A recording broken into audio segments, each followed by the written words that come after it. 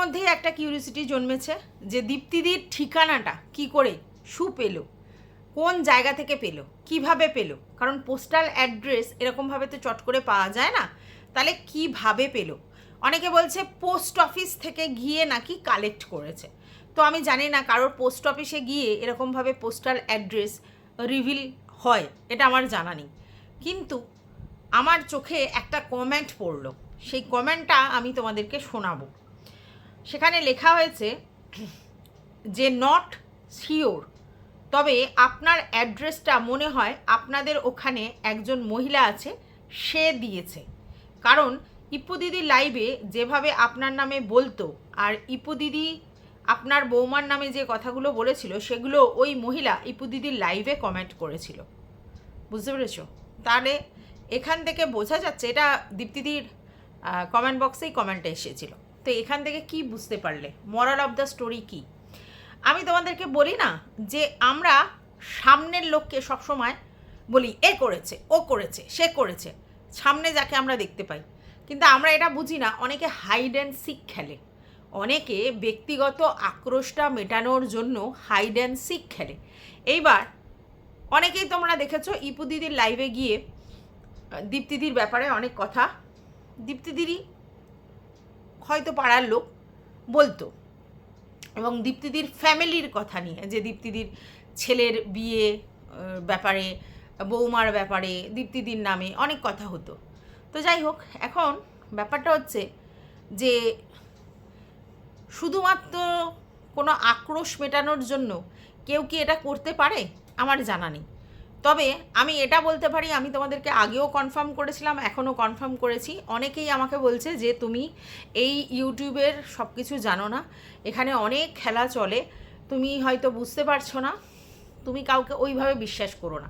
না দেখো, এখানে আমার কেউ ঘরের লোক নয় যে আমি তার উপর একেবারে সেই চার পা তুলে হাত পা তুলে বিশ্বাস করব যে না না ও করেনি, এটা আমি বলতে পারবো না। কনফার্ম আমি কাউকেই বলতে পারবো না যে এ করেনি আর এ করেছে, কারণ আমার কাছে কোনো প্রুফ নেই, তো আমি বলবো কি করে? কিন্তু একটা সহজ সরল ব্যাপারটা বোঝো, যে সেটা হচ্ছে এত বড় একটা বোকামির কাজ কখনোই রিম্পা করতে পারে না।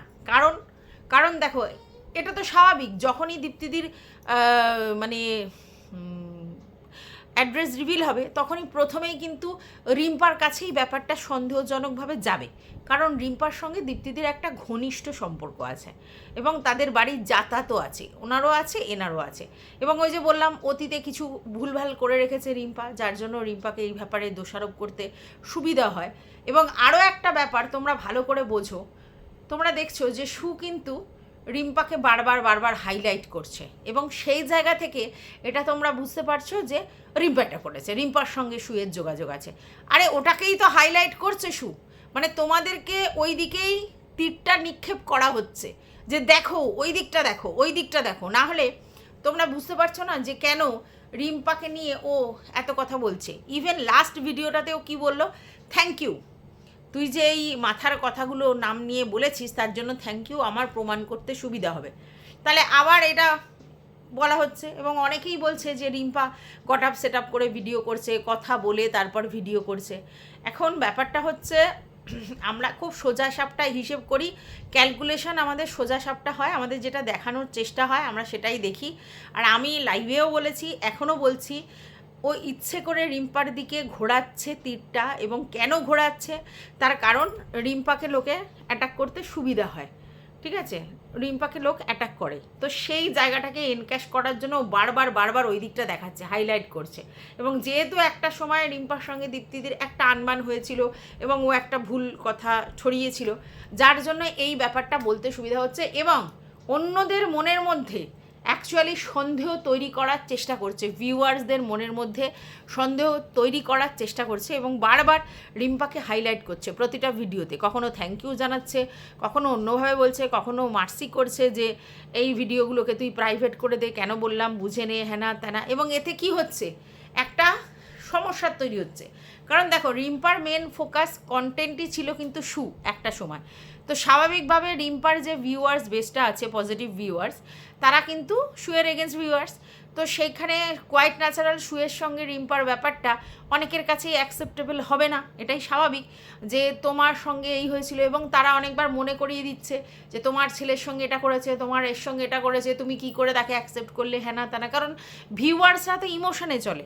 ভিউয়ার্সরা তো ইমোশান দিয়ে আমাদেরকে দেখে, তো ভিউয়ার্সদের মনের মধ্যে সবসময় ওই জিনিসটাই হবে, এবং তখন একটা সন্দেহ তীর দানা বাঁধবে যে কেন রিম্পার কী পজিশন, তাহলে কি রিম্পা, আর রিম্পা আগেও বলেছে যে আমি এইসব কেস কামারির মধ্যে গেলে আমার খুব হেডেক, কারণ আমার বাড়িতে কোনো লোক নেই, আমাকে বাচ্চাদেরকে রেখে যেতে হয়, আমার জন্য সেটা চাপের, হ্যানা ত্যানা। তো অনেকেই ভাবছে হয়তো রিম্পা নিজের গা বাঁচানোর জন্য, পিঠ বাঁচানোর জন্য, নিজে যাতে কোনো কেস কামারির ঝামেলার মধ্যে না পড়ে তার জন্য এটা করেছে, কিন্তু এটা একেবারেই মিথ্যা, একেবারেই মিথ্যা এটা আমার মনে হয়। তার কারণ হচ্ছে এত সহজ নয় নিজেকে বাঁচানোর জন্য ও এরকম একটা কাজ করবে না, কারণ এটা ওর একটা পার্সোনালিটিতে তখন হ্যাম্পার হয়ে যাবে, এত সহজ নয়। ও এরকম একটা দুম করে কাজ করবে, করার পরে যখন লোকের কাছে চাউর হবে ব্যাপারটা ওর জন্য খারাপ হবে, এবং ওর ইউটিউব কেরিয়ারে সেটার জন্য কিন্তু দাগ পড়বে।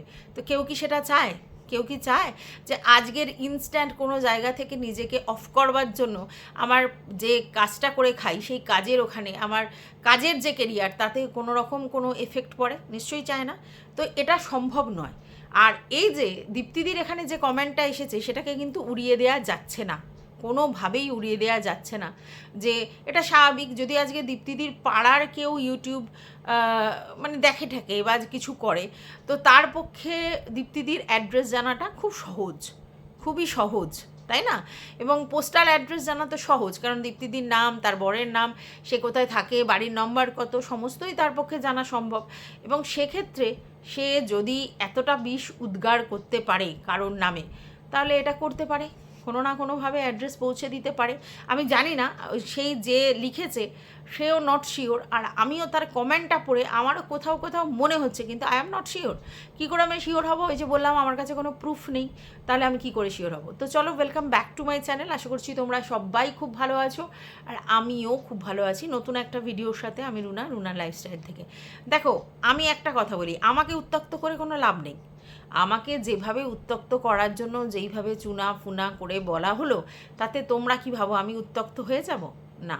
হ্যাঁ, তোমরা বলতে পারো যে তোমার কাছ থেকেও আমরা সেই রকম উত্তর চাই। হ্যাঁ, আমি আমার ওয়েতে উত্তর দেব, আর আমি জানি আমার সেই ওয়েতে উত্তর দেওয়া তোমরা পছন্দ করো, কারণ তোমরা আর যাই চাও, তোমরা এটা চাও না যে আমি ওভার রিয়্যাক্ট করি কোনো ব্যাপারে, বা বিশাল মাথা গরম করে কিছু করি, এরম তোমরা চাও না। আর তোমরা বুঝতে পারছো না এগুলো সব একটা ফাঁদ, ঠিক আছে? ফাঁদ পাতা হচ্ছে, যে যেই জালে বা যেই ফাঁদে কেউ পড়বে, কারণ তোমাকে এমনভাবে এগ্রেসিভ করার চেষ্টা করা হচ্ছে কিছু বলে, যাতে তোমার তরফ থেকে সেরকম ফিডব্যাক আসে এবং তুমি এগ্রেসিভ ওয়েতে কিছু করো, আর সঙ্গে সঙ্গে সেই পয়েন্টটাকে ডাউনলোড করে নিয়ে সেটা দিয়ে তোমাকে তীর মারবার চেষ্টা, আর কিচ্ছু না। আর এগুলো কেন করা হচ্ছে? এই লিগ্যাল নোটিশ সেটা কেন করা হচ্ছে? মুখ বন্ধ করার জন্য, সবাইকে এটা বেঁধে দেওয়ার জন্য যে এই ধরনের ভিডিও তুমি করতে পারবে না। আমি আগেও বলেছি, এখনও বলছি, যে ওর ওই রিলেশন নিয়ে ওর বাড়ির লোক ছাড়া অন্য কেউ আঙুল তুলতে পারে না ওইভাবে, ঠিক আছে? আগেও বলেছি, এখনও বলছি। তাহলে কি করতে পারে? সোশ্যাল মিডিয়ায় যেহেতু ও সবাইকে হিউমিলেট করেছে, তো সেক্ষেত্রে বলতে পারে যে তুমি নিজের জায়গায় ঠিক নেই, তুমি কি করে অন্য লোককে এই একই ব্যাপারে হিউমিলেট করতে পারো বা নোংরা কথা বলতে পারো? এই জায়গাটা ছাড়া ও কেন করছে, ওটা ওর পার্সোনাল চয়েস। ওর ফ্যামিলিতে যদি সেটা নিয়ে কোনো রকম অবজেকশন না থাকে, তাহলে আমাদেরও কিন্তু কোনো অবজেকশন থাকার কথা নয়। প্রোপাগান্ডাটা যেটা ছড়ানো হচ্ছে যে আমাদের অবজেকশন আছে, আমাদের কিসের অবজেকশন? আর আমাদের অবজেকশন ভ্যালিড নয়, আমাদের অবজেকশন ভ্যালিড নয়। আমাদের তাহলে কি, কোনটা প্রবলেম হচ্ছে যে কাজটা তুমি বসে করছো বিয়ন্ড ক্যামেরায়, মানে ক্যামেরার পিছনে, সেই জিনিসটা তুমি নিজেরটা সাপ্রেস করে রেখে অন্য লোককে কামান দাগা করছো, এই করেছে, ওই করেছে, সে সেই করেছে। এইবার যখন তোমার জিনিসটা বেরিয়ে আসছে তখন তুমি সেটাকে বন্ধ করার জন্য, সবার মুখ বন্ধ করার জন্য নানা রকম পন্থা অবলম্বন করছো। এইখানে সমস্যাটা অন্য কোথাও নয়, ঠিক আছে? তো তো তার জন্য এত লোক বলছে যে তুমি এতদিন পর্যন্ত সবাইকে বলে এসেছো, আর তুমি নিজেই যদি সেরকম কোনো কিছু করো যার প্রুফ অনেকেই বলছে তাদের কাছে আছে, তাহলে সেই জায়গা থেকে বলবে না কথাটা? সেই জন্যই তো বলছে, নাহলে কেন বলতে যাবে? কে কি করছে তার পার্সোনাল লাইফে সত্যি কি আমরা ইন্টারফেয়ার করতে পারি? পারি না, কারণ সেগুলো তো সে সোশ্যাল মিডিয়াতে নিয়ে আসেনি, তাহলে করতে পারি না আমরা তার ব্যাপারে ইন্টারফেয়ার। কিন্তু কথাটা সেটা নয়, কথাটা তুমি কি করেছো, কার সঙ্গে করেছো, সেটা আমার কাছে অন্তত ম্যাটার নয়, কারণ সেটা তোমার ফ্যামিলির লোক বুঝে নেবে, সেটা ভালো কি মন্দ, কতটা ভালো কতটা মন্দ সেটা তারা বুঝে নেবে, আমরা কি। তা আমাদের বক্তব্য, তুমি এই যে সতী সাজার ভানটা করেছিলে, তুমি যে সবার ক্যারেক্টার নিয়ে অ্যানালাইসিস করো, বিকৃত মস্তিষ্কের পরিচয় দিয়ে সবার সম্বন্ধে বলো, ইভেন এর সাথে তার, ওর সাথে তার, এর সাথে তার, এইগুলো করো এবং তাদের ছিচিৎকার করো, তাদেরই যারা পার্টনার তাদের সঙ্গে তুমি ফোনালাপ করো, তাদের ভয়েস রেকর্ড করে রাখো এবং সেগুলোকে কল রেকর্ডগুলোকে ফাঁস করো, এইসব ধরনের নানা কাজ তুমি ইউটিউবের প্ল্যাটফর্মে সোশ্যাল মিডিয়ায় করে রেখেছো। এইবার যেই তোমার ব্যাপারটা হলো, যেগুলো তুমি নিজে পাবলিক করেছো, অবশ্যই সেটা একটা প্রাইভেট গ্রুপ, এবং সেই গ্রুপ থেকে যদি কথা যারা বের করেছে, তাহলে কারা তারা? তারা তো ওই সোল সিস্টারের লোক, মহিলারা যারা গ্রুপ থেকে কথাগুলোকে লিক করেছে। তাহলে সেখানে কি হয়েছে? প্রাইভেসি ব্রিচ হয়েছে। তোমাদেরকে আগেও বলেছি, এখনও বলছি। তাহলে সেক্ষেত্রে দোষটা কাদের? দোষটা কি কন্ট্রোভার্সি ক্রিয়েটারদের? না তো, তাদের কাছে লিক করা হয়েছে। তাহলে প্রাইভেসি ব্রিচটা যারা করেছে তাদের এগেনস্টে কেসটা করতে হবে, তাদের এগেনস্টে বলতে হবে। অন্য কন্ট্রোভার্সি ক্রিয়েটাররা কি বলছে সেটা নিয়ে তো বলে লাভ নেই। কন্ট্রোভার্সি ক্রিয়েটাররা সবাই শুনে শুনে সব কিছু বলছে, তারা তো সেখানে ছিল না, তাদের কাছে কনফেস করা হয়নি, তারা সেইগুলো পাঠিয়েছে, সেগুলো নিয়ে বলছে। তাহলে আলটিমেটলি দোষী যারা, তাদেরকে যদি তুমি কিছু না করো, উল্টে কন্ট্রোভার্সি ক্রিয়েটারদেরকে প্রেশার দাও, চাপ দাও, তাদের এগেনস্টে করো, তাহলে কি বোকা বোকা ব্যাপারটা হয়ে যাচ্ছে না? ব্যাপারটা তো তাই হচ্ছে। আর যদি প্রাইভেসি ব্রিচের কথাটাই আসে, তাহলে সোশ্যাল মিডিয়াতে কোনো বন্ধুদের গ্রুপের কথা সেও কিন্তু কারোর না কারোর মাধ্যমে কারোর কাছে পাঠিয়েছিল, সেটা তো প্রমাণ আছে যে সে প্রথমে সেটা আমাদের রিম্পুর কাছে পাঠিয়েছিল, রিম্পুর দ্বারা আবার ভায়া মিডিয়া দেবশ্রীদির কাছে পাঠিয়েছে। তাহলে পাবলিক নয় এমন কথা প্রাইভেট গ্রুপে আলোচনা হয়েছে, সেই সব জিনিস ও তো লিক করেছে, তাই না? তাহলে সেই জায়গা থেকে তো ও প্রাইভেসি ব্রিচ করেছে। তাহলে ও যদি নিজে প্রাইভেসি ব্রিচ করে, তাহলে অন্য লোকেরাও করেছে, তাই না? তাহলে ব্যাপারটা বোঝো, এখানেই কিন্তু সমস্যাটা। আচ্ছা, এইবার কথাটা হচ্ছে যে লিগ্যাল নোটিশ দিতে গেলে যেটা হয় সেটা হচ্ছে তোমার ঠিকানাটা পেতে হবে। তো সেই ঠিকানাটা সবার পক্ষে সবার ঠিকানা জোগাড় করা সম্ভব নয়। যতই লোকে বলুক যে আজকালকার দিনে ঠিকানা পাওয়া কোনো ব্যাপার না, এখান থেকে পাওয়া যায়, সেখান থেকে পাওয়া যায়, এত ব্যাপার নয়, যথেষ্ট কাঠখড় পোড়াতে হয়। সেই জায়গায় এত সহজে কারোর ঠিকানা কি করে পাওয়া গেল? তাহলে ঠিকানা পেল এইভাবেই যে কেউ না কেউ ভিতর থেকে ঠিকানাটাকে প্রোভাইড করেছে, এবং এখানে কমেন্ট বক্সের মাধ্যমে কিন্তু সেটাই উঠে আসছে যে আপনার অ্যাড্রেসটা আপনাদের ওখানেই একজন মহিলা আছে, তিনি দিয়েছে। এবার সেই জায়গা থেকে আমি জানি না আমাদের দীপ্তিদি কি চেনে কি না, যে ওনাদের ওখানে কোনো মহিলা যার সঙ্গে দীপ্তিদির কোনো রকমভাবে কোনো সমস্যা আছে কি না, সেটা দীপ্তিদিই ভালো বলতে পারবে, এবং দীপ্তিদির সিক্স সেন্স নিশ্চয়ই দীপ্তিদি কাজে লাগাবে যে হতে পারে কে, হতে পারে কি। ইনি তো মোটামুটি হিন্টস দিয়ে গেছে। এবার তোমরা অনেকেই জানো যে হ্যাঁ, দীপ্তিদির ছেলের মানে বিয়ে নিয়ে বা দীপ্তিদির ব্যাপার নিয়ে অনেক কথা হয়েছে লাইভে। তো সেগুলো অনেক কিছুই অনেকের কাছে স্ক্রিনশট আছে, অনেকেই রেখে দিয়েছে, দরকার হলে দীপ্তিদিকে প্রোভাইড করবে, যেটা আমি শুনছি আর কি, অনেকের কাছে আছে। তো দীপ্তিদি নিশ্চয়ই সেইগুলো দেখে বুঝতে পারবে যে কে এরকম কাজ করতে পারে, তো সেক্ষেত্রে দীপ্তিদি সেরকম ব্যবস্থা নেবে। আর এক্ষেত্রে যদি কেউ কাউকে ঠিকানা প্রদান করে তার উইদাউট পারমিশন, তাহলে সেটা কি কোনো রকম ক্রাইমের মধ্যে পড়ে? এটাও একটা বড় ব্যাপার, তাই না? কারণ অহেতুক আমি কারোর প্রাইভেসি ওপেন কী করে করি? কারোর বাড়ির ঠিকানা আমি কাউকে এমনি এমনি দিয়ে দিতে পারি তাকে না জানিয়ে? সেটা কি করা যায়? তাহলে ঠিকানাটাও কিন্তু রং প্রসেসে নেওয়া হয়েছে।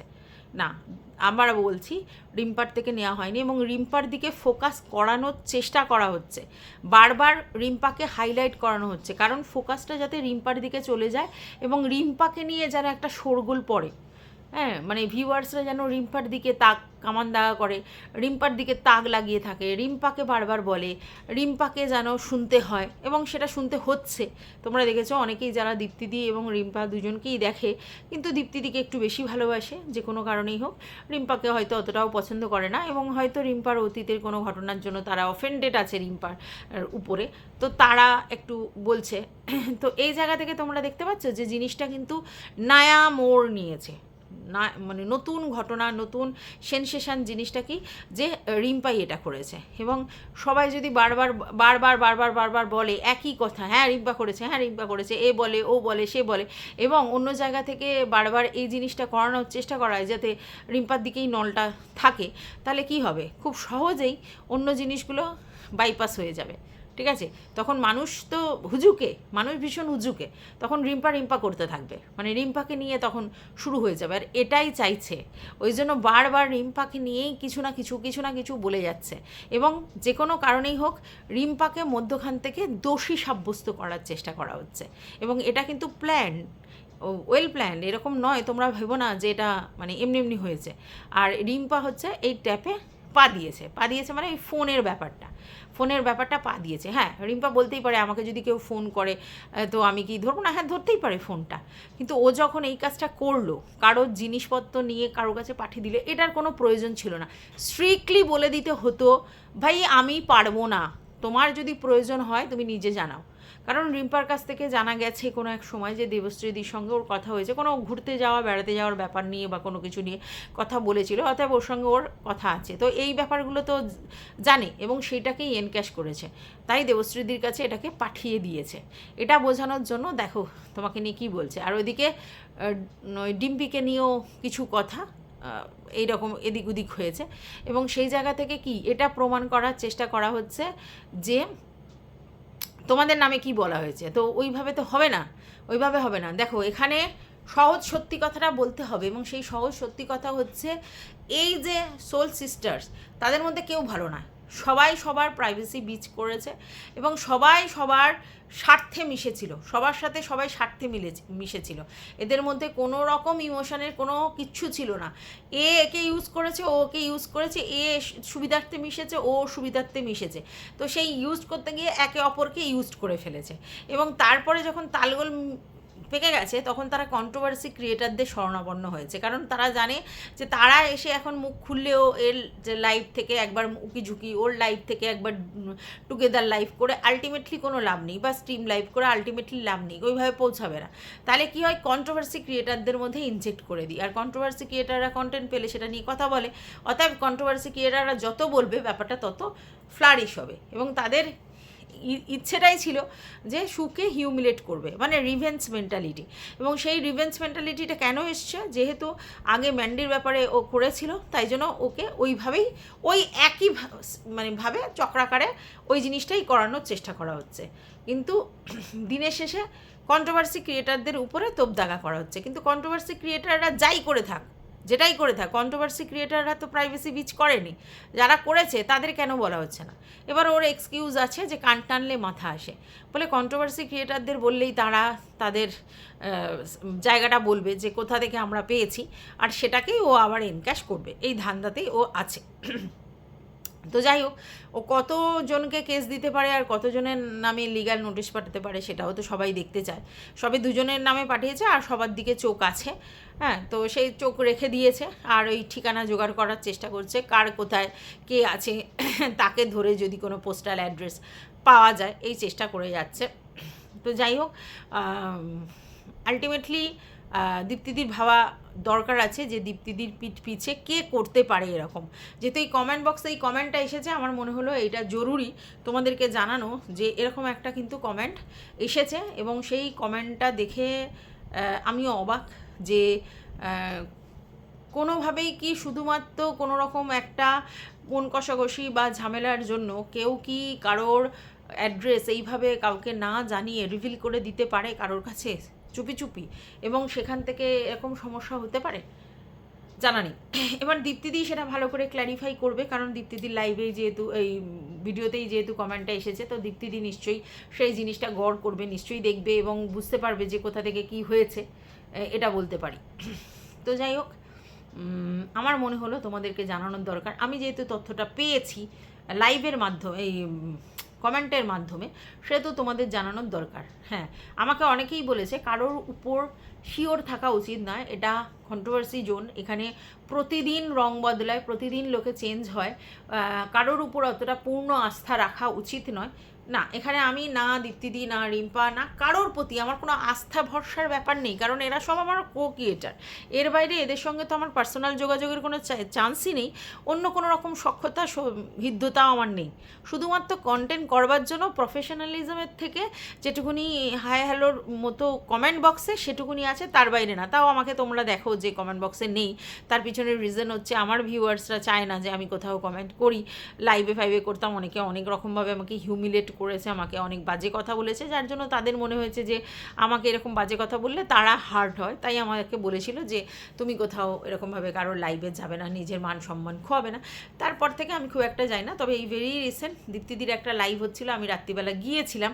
তার পিছনের রিজন এটা ছিল, সবাই বলছিল যে দীপ্তিদি কান্নাকাটি করছে, ঠিক আছে, এবং সেইটা শোনার পর আমার মনে হলো যে একবার যাওয়ার দরকার, ঠিক আছে। তো সেই জন্য গিয়েছিলাম, তো দেখলাম না কান্নাকাটি করেনি, আপসেট ছিল, তো সেই জন্য গিয়েছিলাম। আর তারপরে না, তো আমার মনে হয় যে দীপ্তিদি যদি এই ব্যাপারটা মানে ছানবিন করে বা তদন্ত করে, তাহলে দীপ্তিদির কাছে হোয়াট ইজ হোয়াট চলে আসবে। হ্যাঁ, দীপ্তিদি বারবার স্বীকার করেছে যে না, রিম্পা এটা কখনোই করতে পারে না, এটা কিন্তু বারবার স্বীকার করেছে।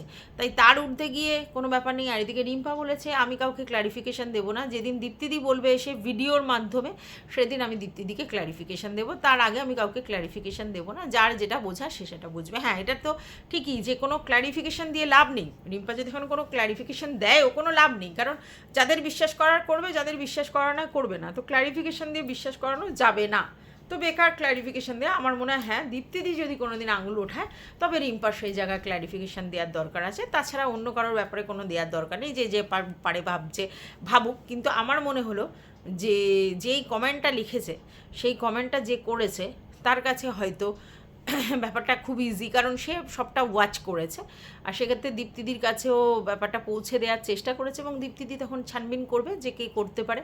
তবে আমি মনে করি যে যেই করেছে সে কিন্তু এটা অন্যায় করেছে। কারোর পার্সোনাল এইভাবে অ্যাড্রেস কেউ রিভিল করতে পারে না, সেটাও কিন্তু আইনত অপরাধ, তাই না? তো যাই হোক, আইনের মারপ্যাচে যদি সবাই জড়াতে ভালোবাসে তাহলে জড়াবে, কিছু বলার নেই। তো এই ভিডিওটা আমি এই পর্যন্ত রাখছি। তোমাদের যদি কোনো বক্তব্য থাকে অবশ্যই কমেন্ট বক্সে জানাবে। ততক্ষণের জন্য টাটা।